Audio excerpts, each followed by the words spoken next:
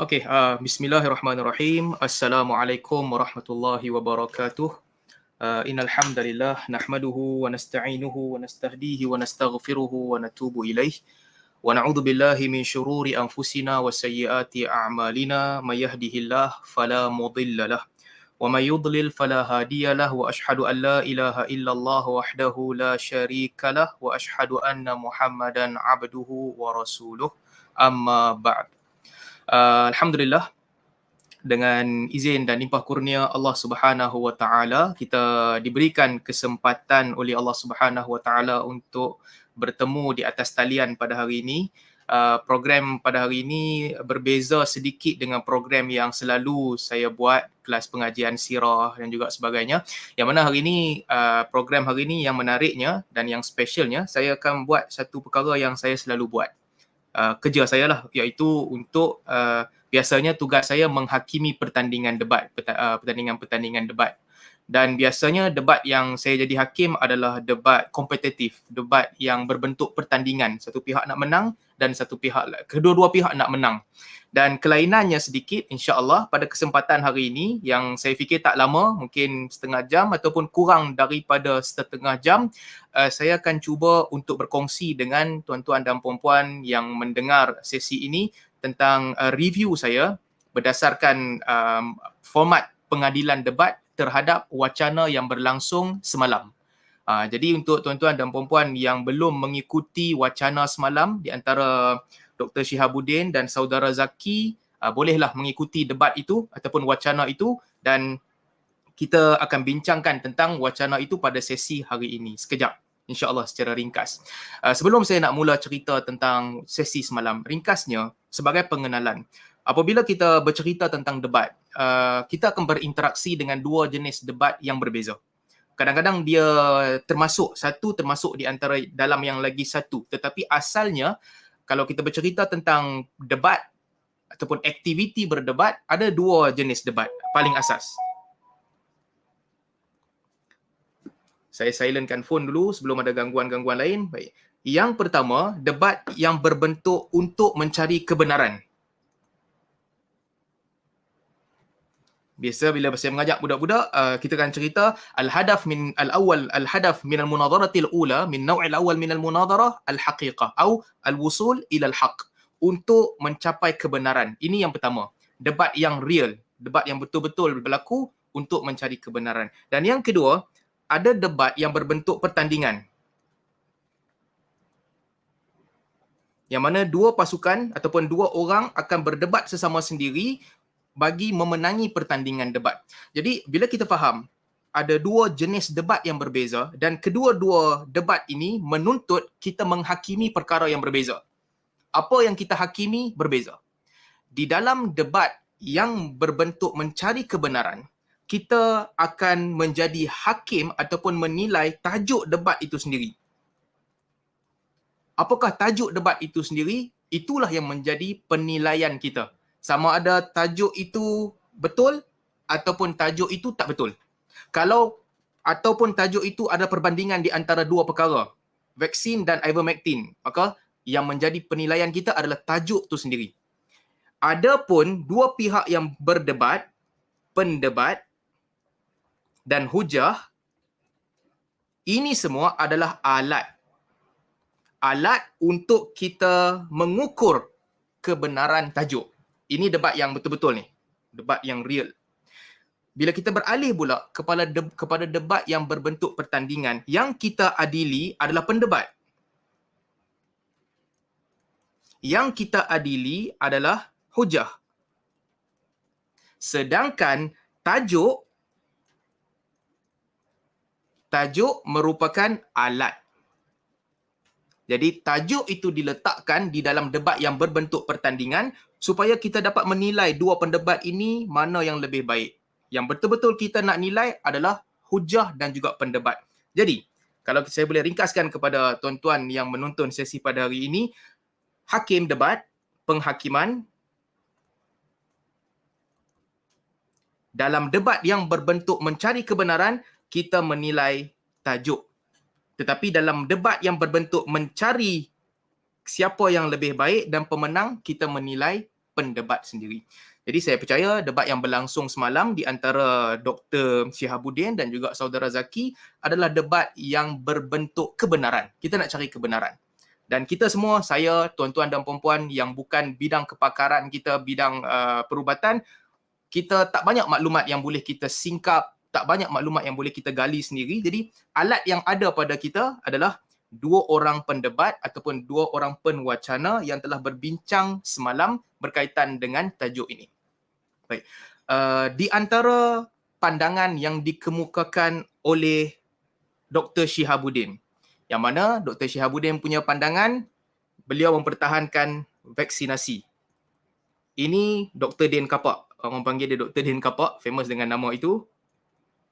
Mempertahankan vaksinasi. Kita nak nilai ni antara dia dan juga yang satu lagi, pendebat yang kedua ataupun penwacana yang kedua semalam adalah Tuan Zaki yang sepatutnya mempertahankan ivermectin.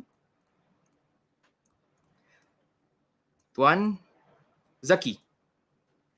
Ini antara dua idea yang sepatutnya dibincangkan semalam yang kita telah lihat dalam perdebatan itu. Baik. Apabila saya melihat perdebatan ini secara keseluruhan, sesi demi sesi, daripada sesi pertama sehingga sesi terakhir.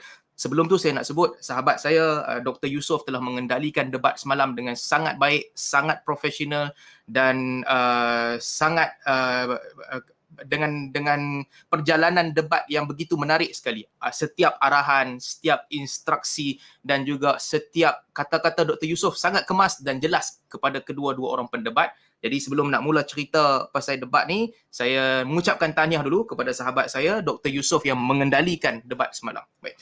Apabila saya melihat pembentangan kedua-dua panel, pembentangan kedua, kemudian kepada sesi seterusnya 5 minit itu, saya boleh ringkaskan asasnya kalau kita nak menilai debat semalam, apa yang berlaku dalam debat semalam, saya lihat ada beberapa isu utama yang menjadi pertikaian di antara kedua-dua panel.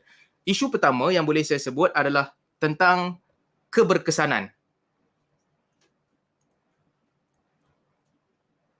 Ini isu pertama yang dinilai, yang disebut oleh kedua-dua panel. Di mana Dr. Din berpandangan bahawa vaksin adalah paling berkesan sekali untuk berhadapan dengan pandemik COVID-19. Saudara Zaki pula berpandangan tidak semestinya, sebaliknya memperkenalkan ubat-ubatan lain antaranya ivermectin bagi orang yang telah dijangkiti COVID sebagai langkah untuk mengubat ataupun rawatan, itu adalah pilihan yang paling baik. Keberkesanan. Yang kedua berkaitan dengan isu keselamatan. Membandingkan di antara keselamatan vaksin dan juga ivermectin. Itu perkara yang debat berlangsung tentangnya. Dan yang ketiga, tentang kajian yang telah ada dalam bidang ini, kajian berkaitan dengan penggunaan vaksin dan juga ivermectin. Sejauh mana kajian tu boleh diterima ataupun tak boleh diterima. Baik, saya nak pergi kepada poin pertama. Poin ini mungkin, kenapa tuan-tuan nampak sebelum saya teruskan, kenapa nampak pembahagian poin ini hampir sama dengan pembentangan Dr. Din? Bukan sebab saya bias kepada Dr. Din, tapi kalau kita boleh bandingkan pembentangan yang pertama semalam, saya lihat percubaan Dr. Din, belum lagi masuk tentang hujah, tapi percubaan beliau adalah percubaan yang mempunyai struktur. Dia nak bahaskan tentang ini, 3 perkara. Sedangkan percubaan yang dilakukan oleh Tuan Zaki adalah percubaan yang bersifat menimbulkan keperluan supaya kajian baru terus dilakukan, ubat baru terus dilakukan. Jadi untuk menilai kedua-dua pihak, pada saya kita gunakan struktur yang diletakkan oleh Dr. Din, itu mungkin lebih baik. Baik, saya nak mula poin yang pertama tentang keberkesanan. Baik. Di antara kedua-duanya, vaksin dan juga ivermectin, mana yang lebih berkesan? Keberkesanan. Pandangan Dr. Din, vaksin berkesan. Pandangan beliau berkesan. Berdasarkan apa vaksin berkesan? Pertama sekali, beliau kemukakan kajian klinikal.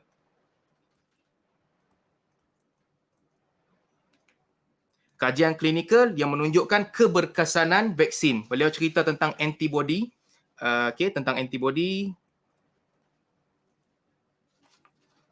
ada IgM dalam tempoh yang dekat, kemudian IgG, kemudian B cell dan T cell memori untuk jangka masa yang panjang. Jadi kajian klinikal menunjukkan yang vaksin berkesan. Itu hujah pertama yang dikemukakan oleh Dr. Din semalam.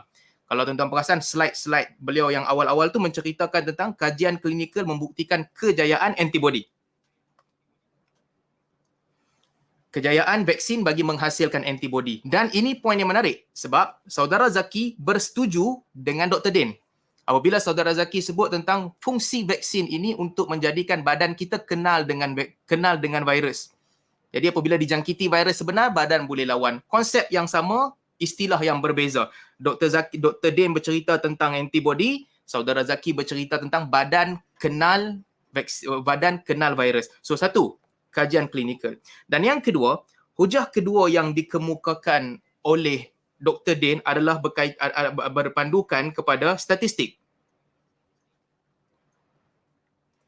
Bukan lagi ujian klinikal di dalam makmal, tapi statistik beliau yang beliau kemukakan kepada kita menunjukkan bahawa ada tanda-tanda yang jelas vaksin berkesan untuk mengurangkan jangkitan COVID-19.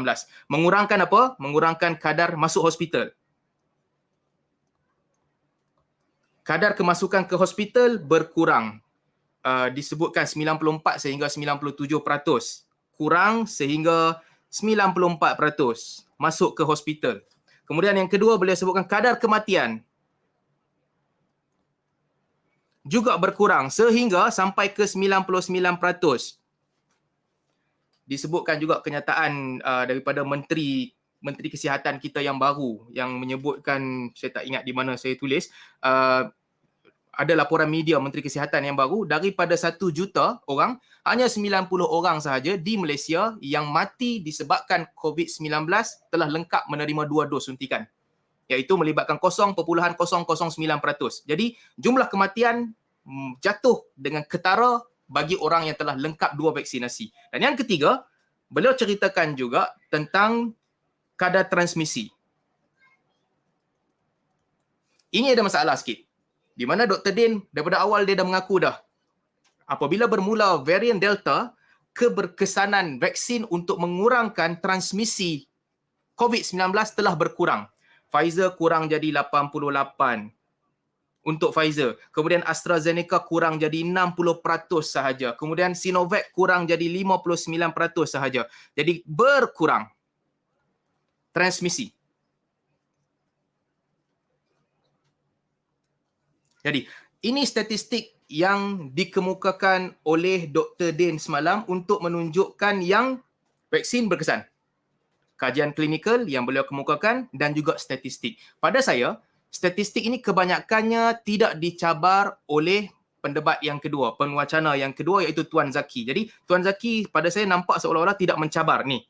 Tiga indikator menunjukkan vaksin berjaya di sudut statistik. Dan seterusnya, apabila saya pergi kepada poin yang kedua, poin yang dikemukakan oleh Tuan Zaki berceritakan tentang ivermectin. Baik. Pertama sekali, hujah pertama yang Tuan Zaki kemukakan adalah kes kita semakin lama telah menjadi semakin tinggi. Beliau membandingkan antara Mac 2020 sehingga September 2020, pertambahan kematian hanyalah 118 sahaja. Mac 20 sampai Sep 20 mati bertambah hanya 118 sahaja. Tetapi dari ketika itu ubat yang diperkenalkan oleh kementerian adalah hydrochloroquine. Hydrochloroquine diperkenalkan, mati 118 sahaja. Tapi bermula September 2020 apabila hydrochloroquine ini dihentikan, Sep 20 sampai Ogos 21, kes kematian telah mencanak-canak tingginya mencapai 11834 pertambahan kes kematian. Jadi Tuan Zaki nak tunjuk kat kita, dulunya bila guna hydrochloroquine ni, katanya fungsi dia hampir sama dengan fungsi ivermectin. Kita boleh kawal kematian sedikit. Tapi apabila kita beralih dengan antiviral lain, apa yang disebut favipiravir, kalau tak silap saya, sebutan saya salah, maafkan saya, kes kematian menjadi semakin tinggi. Ini hujah yang pertama yang beliau kemukakan. Lani, kes kematian tinggi. Baik. Yang kedua, hujah beliau yang kedua adalah testimoni. Beliau sebut pada sesi ketiga dan seterusnya, testimoni. Ada ramai orang yang kami cuba dan kami tanya sampai stage 4 pun yang menggunakan ivermectin, ada testimoni yang mereka berjaya sihat dan keluar daripada COVID-19. Yang kedua, testimoni. Dan di hujung pembentangan yang pertama beliau, ini menarik sebab saya tunggu daripada awal 15 minit, tapi di hujungnya beliau menceritakan bagaimana ivermectin berfungsi. Fungsinya adalah untuk tingkatkan imuniti badan. Tingkatkan imuniti untuk lawan penyakit. Seperti mana kita bagi kepada haiwan yang dia tak tahu dia sakit mana, bila kita bagi, dia boleh lawan. Dan sebelum tu Tuan Zaki sebut, ini bukan untuk pencegahan, ini drug untuk rawatan. Bila dia dah kena peringkat awal COVID-19, bagi keadaan ivermectin akan meningkatkan kemampuan badan dia untuk lawan dengan virus COVID-19. Baik, apa respon Dr. Din? Saya nak cerita respon Dr. Din. Respon Dr. Din terhadap isu pertama, kes COVID semakin tinggi apabila akhir-akhir ini vaksin diperkenalkan tapi kes jadi semakin tinggi. Kenapa? Satu, respon Dr. Din adalah kena lihat pemboleh ubah. Kena lihat pemboleh ubah. Antaranya, ketika kes kematian hanya 118, apa pemboleh ubah? Penambahan kes baru pada ketika itu juga sedikit. Kes baru pada ketika itu adalah 11,000. Kes baru 11,034, lebih kurang. Saya melihat pembentangan Tuan Zaki. Kes baru banyak tu. Sebelum itu, kes baru hanya 1624. Ketika Mac, kes baru 1624. Ketika September, kes baru menjadi 11,000. Tapi, daripada 11,000 ni, ketika September ke Ogos, kes baru telah meningkat sebanyak 1.35 juta. Jadi apabila kes meningkat, kematian juga mesti meningkat. Satu, dia katanya jangan lihat secara simplistik lah. Kena lihat betul-betul. Kes meningkat, kematian juga meningkat. Yang kedua, kepatuhan terhadap SOP. Itu kena lihat juga. Yang ketiga, Delta, varian Delta yang datang kemudian. Kena lihat juga. Jadi pemboleh ubah yang banyak. Dan yang kedua, Dr. Din kata dan dia buktikan bahawa mati dan di hospital bagi yang vaksin, bagi yang telah divaksin, sangat rendah berbanding yang tidak divaksin. Jadi artinya, Dr. Din telah membantah idea ini pada saya tentang keberkesanan vaksin yang dipertikaikan dengan cara yang baik.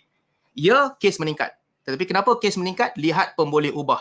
Dalam pada kes meningkat, data menunjukkan bahawa kes kematian dan kes hospital bagi menyebabkan orang yang telah divaksin sangat rendah berbanding dengan yang tidak divaksin. Jadi pada saya, secara peribadi, maka di sini, poin ini gagal untuk membuktikan vaksin tak kuat, gagal untuk membuktikan bahawa kejayaan ini boleh diulangi dengan memperkenalkan ivermectin. Tapi poin ini, kalau bandingkan perkataan Dr. Din dan juga Tuan Zaki, menunjukkan dekat kita, kalau nak capai kejayaan ini, vaksin lebih ramai. Sebab vaksin mengurangkan kes kematian dan kes hospital. Yang kedua, testimoni. Saya kalau sebagai hakim debat, anda bandingkan kajian klinikal dan juga data di lapangan berbanding testimoni, testimoni out. Semestinya testimoni tak boleh pakai. Sebab testimoni, siapa pun boleh cakap, siapa pun boleh guna ubat apa yang dia cakap dan kajian-kajian siapa pun boleh buat. Testimoni, siapa pun boleh cakap daripada orang jual ubat sehinggalah orang yang jual perkara-perkara yang tak boleh dipakai langsung. Jadi pada saya, hujah testimoni tak boleh pakai, terutamanya kalau nak bandingkan hujah testimoni dengan kajian klinikal dan juga bukti di lapangan, statistik di lapangan. Jadi hujah ini juga tertolak. Yang ketiga, ivermectin meningkatkan imuniti badan. Ini kita akan pergi kepada poin kedua berkaitan dengan kajian-kajian yang berkaitan ivermectin dan juga vaksin. Jadi, yang pertama, kalau kita lihat tentang keberkesanan, ulasan saya kata Debat semalam jelas menunjukkan kepada kita keberkesanan vaksin yang tidak dibidas, yang tidak dibantah. Tetapi keberkesanan ivermectin saya tak lihat. Kerana ada soalan penting yang Dr. Din utarakan kepada Tuan Zaki. Banyak mana dos nak pakai? Jadi Tuan Zaki tak ada jawapan untuk banyak mana dos nak pakai, melainkan beliau merujuk kepada testimoni-testimoni yang telah ada. Dr. Din telah mengemukakan kajian-kajian tentang ivermectin. Mereka berbeza tentang keperluan dos. Saya kena tabik Dr. Din sebab sepatutnya Tuan Zaki yang bawa idea ni. Kajian klinikal yang menunjukkan ivermectin berkesan pada berapa dos. Tetapi sebaliknya, Dr. Din yang kemukakan idea tentang kajian yang ada berkaitan ivermectin. Jadi pada saya dia telah pergi satu step ke hadapan. Dia sendiri bagi, kalau nak kajian, ini kajian tentang keberkesanan ivermectin dan dia tak valid. Jadi soalan penting yang diutarakan, kalaulah dia berkesan sekalipun, banyak mana dos nak bagi? Saya agak kecewa apabila Tuan Zaki sebut di akhir pembentangan pertama, beliau kata, how to use, macam mana nak guna ivermectin, kita pergi kepada sesi yang lain. Saya agak kecewa sebab apa pula sesi lain? Kita bincang tentang ni. Kita bincang tentang ini. Kalau tak tahu berapa banyak, tak boleh kemukakan dos mana yang selamat digunakan, artinya kita ada masalah dengan perbincangan. So, tinggalkan. Keberkesanan pada saya, 1 untuk Dr. Din, 0 untuk Tuan Zaki. Tentang keberkesanan. Pergi kepada yang kedua, kita bincang pula tentang keselamatan. Keselamatan. Okay. Kita bermula dengan yang pertama sekali, Dr. Din cerita, katanya vaksin secara umum selamat. Untuk majoriti orang selamat. Tetapi ada kesan-kesan sampingan daripada vaksin. Beliau sebut tentang AEFI, beliau sebut tentang peratusan yang kena alergik yang teruk sehingga ke 3%, darah beku sehingga ke 1.7 daripada sejuta orang, radang jantung dan kematian dan sebagainya. Beliau sebut ada risiko-risiko tapi sangat rendah. Yang menariknya apabila beliau cerita tentang kematian. Di US 19 kematian daripada sejuta kalau tak silap saya. Di Canada 0.12, di UK 7 daripada 21, tapi di Malaysia 0. Ini menimbulkan persoalan. Dan Tuan Zaki tak timbulkan persoalan, tapi persoalannya, kenapa 0? Apakah 0 itu kerana kita kaji kematian semua orang yang mati selepas vaksin, betul-betul tak ada orang yang mati selepas vaksin, ataupun sebenarnya kita dismiss, kita tak tahu sebab apa. Cuma fakta Dr. Din yang kata boleh kemukakan negara-negara yang ada kematian disebabkan vaksin, di Malaysia 0. Di US sehingga 19, Canada sehingga 1.2 kes daripada sejuta kalau tak silap saya. Tapi di Malaysia 0 ni saya menimbulkan persoalan sikit. Adakah 0 ni sebab dah kaji memang tak ada kena-mengena? Ataupun tak kaji pun orang yang mati setelah menerima vaksin dan bukan sebab COVID-19. Baik, ini tentang keberkesanan vaksin yang dikemukakan oleh tentang keselamatan vaksin. Risiko rendah. Bukan risiko rendah, bilangan yang berisiko sangat rendah berbanding dengan yang divaksin. Daripada sejuta orang, kalau mati 1.3 ya, ataupun di mana saya tulis? Daripada sejuta orang, kalau mati 19 seperti di US, bilangan tu dianggap sikit, nisbahnya sedikit. Dan yang kedua, tentang vaksin, tidak ada vaksin yang diberi tanpa kawalan. Tanpa kawalan, tak ada.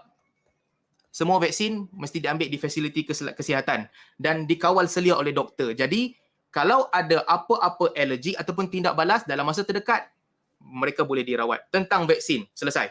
Jadi, pada Dr. Din, ada kesan sampingan yang dicatatkan, AAFI, tapi kesannya sangat sedikit berbanding dengan faedah yang diperolehi daripada vaksin. Dia selamat secara umum.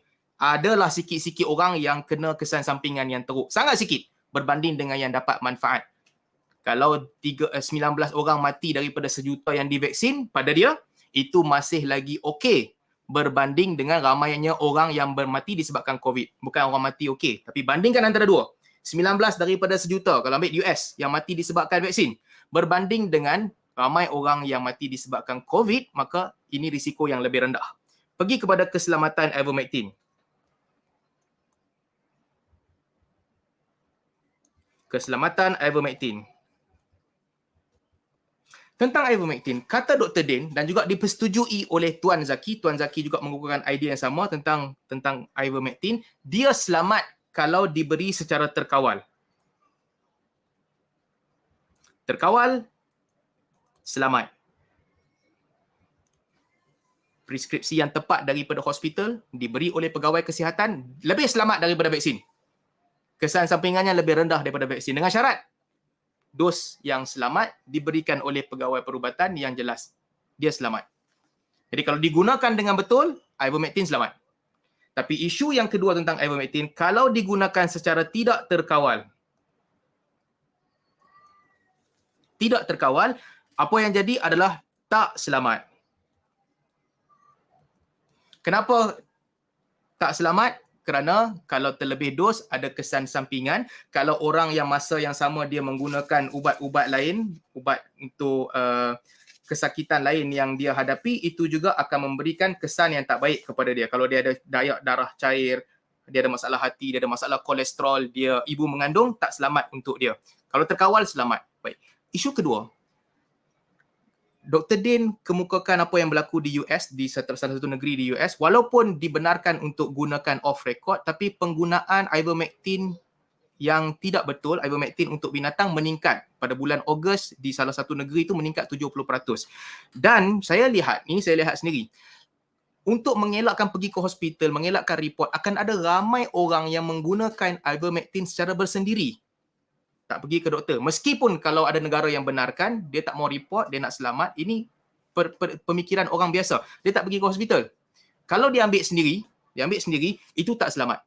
Sebab dia kena lihat dulu apa ubat-ubat lain yang dia ambil, apakah ada kesan sampingan antara ivermectin dengan ubat yang dia ambil, dan juga keadaan kesihatan dia mengandung ataupun tidak. Jadi tak selamat. Jadi melihatkan kepada realiti orang ramai, realitinya, pengambilan ivermectin secara tidak terkawal akan menjadi satu isu dan ada keperluan ataupun ada sesuatu yang menjadikan orang suka nak ambil ivermectin secara tak terkawal. Meskipun kalau dibenarkan, sebab ada peluang boleh dapatkan dengan mudah dan mereka dapatkan. So ringkasnya, isu kedua berkaitan dengan keselamatan. Pada saya, kalau dua-dua diberi dengan baik, dos yang baik, selamat. Ivermectin lebih selamat daripada vaksin. Kalau diberikan dan dikawal oleh doktor, dua-dua selamat. Tetapi kalau diberikan secara membuta tuli, bukan oleh pakar perubatan, beli sendiri, dua-dua tak selamatlah. Cuma vaksin tak boleh beli sendiri dan tak boleh cucuk sendiri di rumah. Ivermectin boleh. Jadi pada saya, melihat kepada cara pemikiran orang ramai, cara penggunaan orang ramai, isu yang kedua, mana yang lebih selamat? Vaksin lebih selamat. Kenapa vaksin lebih selamat? Vaksin boleh dikawal supaya orang tak ambil sesuka hati. Tapi ivermectin tak boleh dikawal. Ya, kalau beri dengan baik, doktor yang beri, kesan sampingan lebih baik, lebih kurang daripada vaksin. Tetapi isunya adalah tak boleh dikawal. Jadi ini isu yang kedua tentang keselamatan. Dan yang ketiga dalam debat semalam tentang bias kajian. Jadi Dr. Din kemukakan kajian-kajian tentang vaksin adalah kajian yang diterima pakai, kajian yang boleh diterima pada dia, boleh diterima. Tapi kajian-kajian tentang ivermectin adalah kajian yang pada dia, kajian-kajian ini bias dan dia mengemukakan beberapa bukti. Ada sebahagian daripada kajian ini sampelnya diubah, sebahagian daripada kajian ini dimasukkan sampel yang tak ada COVID-19, sebahagian daripada kajian ini sampelnya terlalu kecil. Dia ceritalah untuk mengatakan bahawa kajian ivermectin tak betul. Datang giliran Tuan Zaki pula apabila beliau datang, beliau menyebutkan bahawa ya, seolah-olah beliau bersetuju banyak kajian tentang ivermectin adalah kajian yang tidak boleh diterima pakai seterusnya. Tapi ada penyelesaian. Kata Tuan Zaki, kalau kajian ini adalah kajian yang tak boleh diterima pakai, ada masalah, kajian yang bias, maka kesannya adalah buatlah kajian baru. Buat kajian baru. Masukkan juga doktor-doktor yang pro ivermectin. Terima doktor yang pro ivermectin. Terima mereka, masukkan mereka. buat kajian bersama dengan mereka. Jadi dapatlah kajian yang tak bias sama dengan kajian yang tak bias. Itulah penyelesaiannya. Kita kena buat. Jadi jelas, kajian tentang vaksin mereka tak bahaslah. Kajian tentang ivermectin mereka bersetuju, kajian ada masalah, tak bias. Cuma pendekatan berbeza. Pendekatan Dr. Din, sebabkan kajian ini adalah kajian yang bias, yang tak boleh diterima pakai, maka keputusannya juga tak boleh diterima pakai. Buat kajian lain baru terima. Tuan Zaki pula kata, kalau begitu KKM ke siapa ke, kumpullah doktor-doktor yang pro ivermectin, masukkan mereka buat kajian sama-sama. Baru boleh tahu boleh pakai ke tak. Kumpul testimoni-testimoni yang ada. Dr. Din pula kata, kalau nak buat kajian tu bukan kerja saya, bukan kepakaran saya. Kajian memerlukan orang-orang yang berkepakaran dalam bidang ni. Mesti ikut etika kajian dan pakar dalam bidang itu. Kalaupun tak mau ikut kajian KKM, buat kajian sendiri, daftarkan kajian itu. Jadi pada saya, bila cerita pasal kajian tentang ivermectin ni, saya lihat dua-dua panel bersetuju bahawa kajian yang ada bias. Idea ni Dr. Din kemukakan dan juga Tuan Zaki tak bantah. Tapi penyelesaiannya berbeza. Dr. Din kata tak ada kajian, jadi tak boleh pakai lagi. Tak boleh diterima pakai lagi. Buat lagi kajian. Tuan Zaki pula kata tak ada kajian, kita lah kena buat. Invite doktor-doktor pro ivermectin, invite mereka buat kajian. Dr. Din Bidas kata itu bukan kerja saya dan bukan kerja doktor pro ivermectin. Buat kajian ada pengkaji dan ada disiplin yang mesti diikuti. Jadi pada kes yang ketiga, pada saya jelas berdasarkan kredibiliti kajian dan kajian-kajian yang tak bias, jelas kepada kita yang dengar debat semalam, kita faham vaksin kajiannya lebih diterima daripada kajian ivermectin. Pada saya, poin ketiga tentang kajian vaksin lebih berintegriti.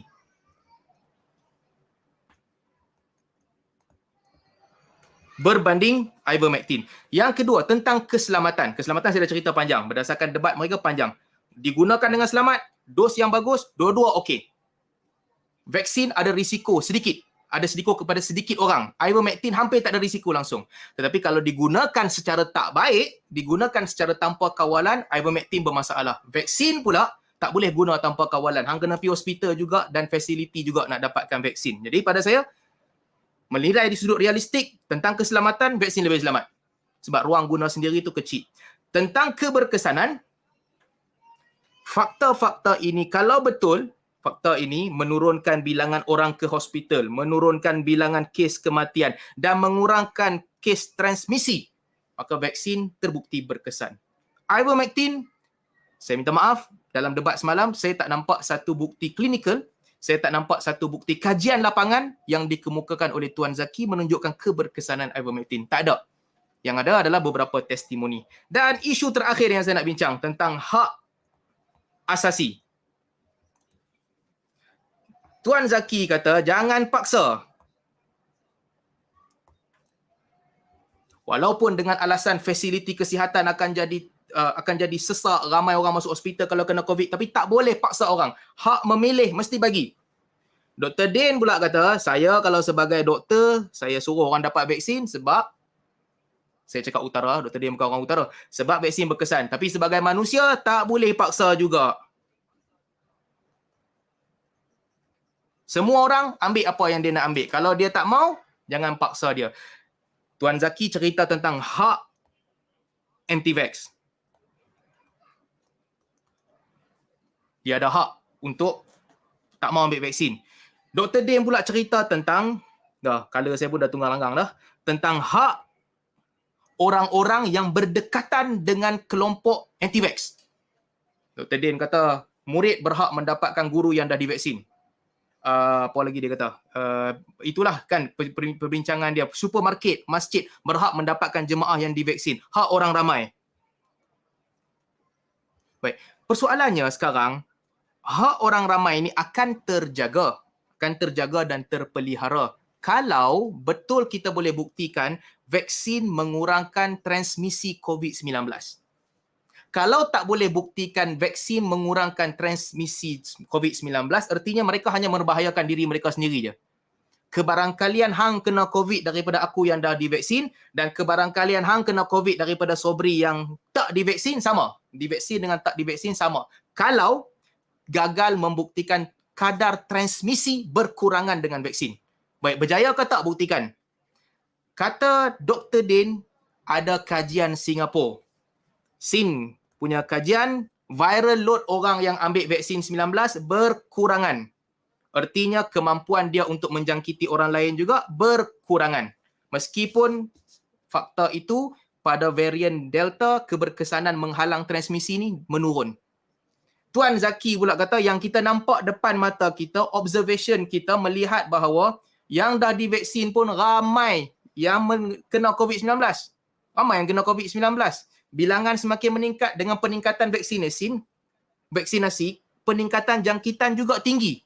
Jadi vaksin ni tidak mengurangkan jangkitan pun. Saya nampak poin ni ada clash yang baik.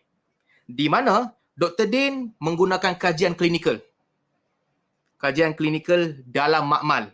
Dan juga perkiraan yang beliau sebut, walaupun kurang kadar transmisi dengan varian Delta ni sebenarnya, tapi masih lagi berfungsi. Sinovac kurang sampai 59, masih lagi boleh kurangkan jangkitan.